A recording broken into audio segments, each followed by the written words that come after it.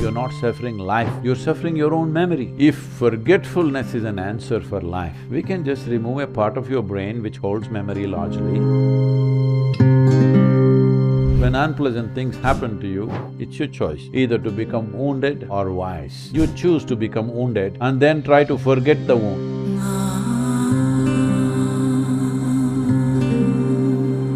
How can I forget someone who hurt and betrayed me and move on with my life?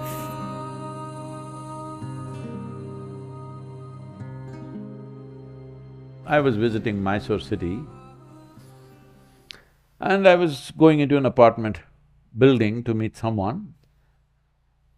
A very petite lady who must be over 75 years of age, with a big smile on her face, she just came to me in a very familiar way and said, "How are you doing?"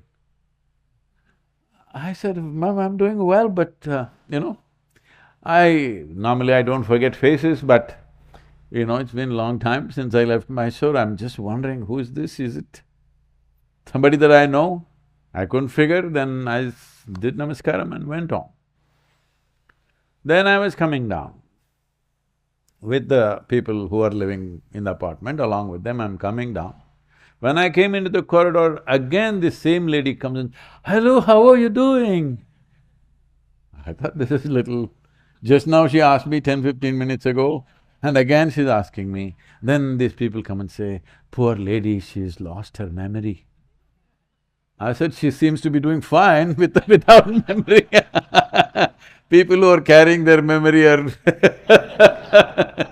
torturing themselves. This woman seems to be fine with Mr. Alzheimer. You may couple up well with Alzheimer. Hello? Is a man's name, I'm just saying. See, if you're forgetful, you don't have to forgive anybody.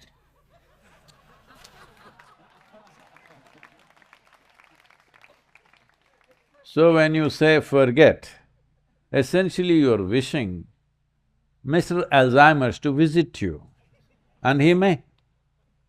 Don't wish for such things. Hello? You say, "I want to forget this, I want to forget that." You may be granted, your wish may be fulfilled. Why should you forget anything? You're trying to forget because you don't know the simple sense that you are suffering your memory, you're not suffering life. You're suffering your own memory. If you lose this memory, what will happen? Let's say, yesterday we had somebody running into a stone column in the ashram. Okay, running full speed and boom. So suppose you forget it. Maybe every day you will run into it. Once you get hit by a stone column, which is not coming after you, it's just standing there.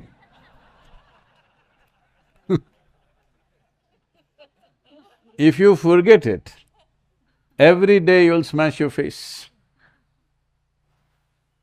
If you hit a stone column, you should never ever forget it. That stone column may be actually stone column or your mother-in-law, I don't know who. See, mother-in-law is not coming after you, she's just standing in the same position she was standing when your husband was born. Hello? She's standing in the same place and you think she's in the way. No, she's standing in the same place, my son, my son, my son. All right? She's not coming after you, but you're running into it.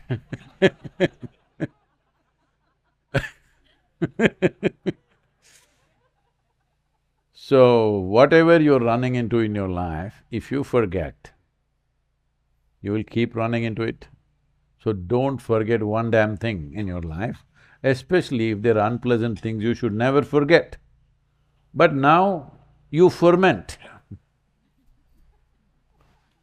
Memory is there for your use, but you ferment the memory, and now the brewing happens and it boils up within you and creates bitterness.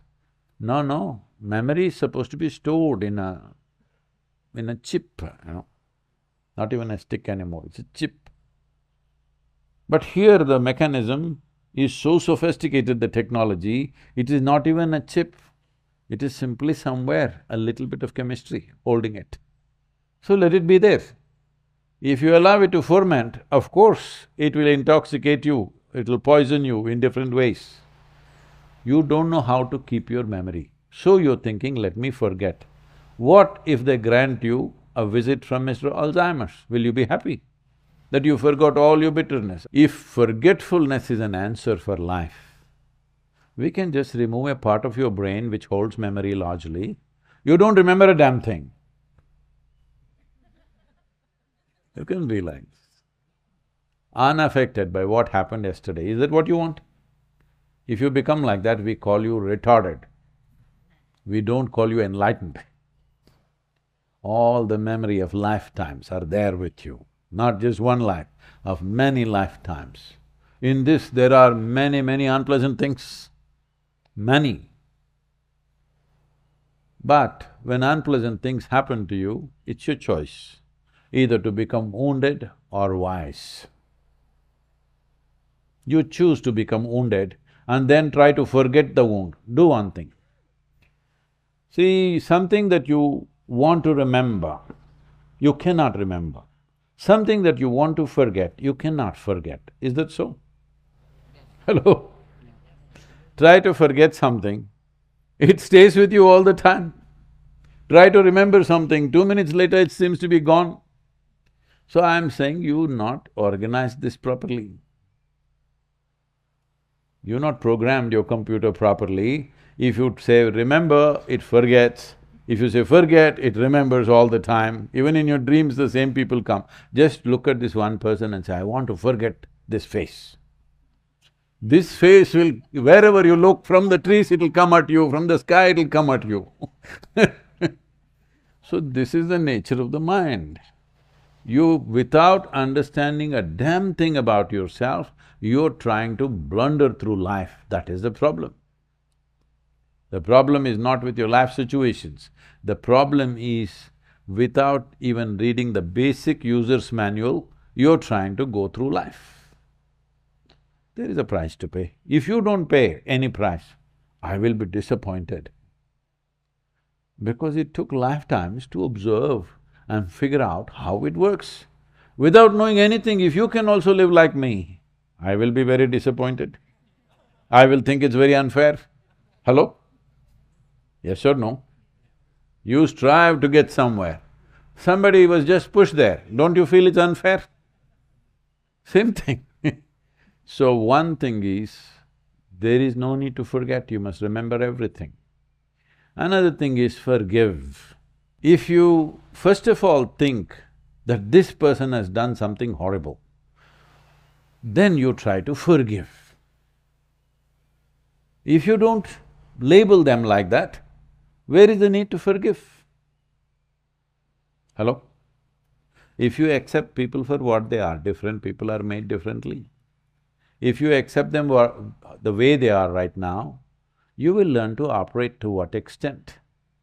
If you think you should work and live only with very good people, I'll tell you, even here in the yoga center it happens, many of the volunteers, every other day somebody is coming to me and say, he's so horrible, I can't work with him, she's like this, he's like that, I can't work with these people. I say, see, in this world, there are only horrible people like this. This one, this one, this one, this one, only this kind of horrible people. If you think what you're doing is significant, you have to work with all these horrible people. If you want to work with ideal people, you must go to heaven and today.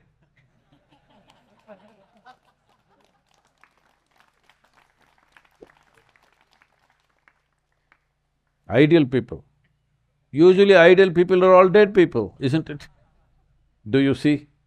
Has it happened to you, somebody that you had so many problems with, the moment they died, oh, how wonderful they were. Dead are always wonderful. The living, who come with… it's a mixed package. what you can get out of it, how can you make the best out of it.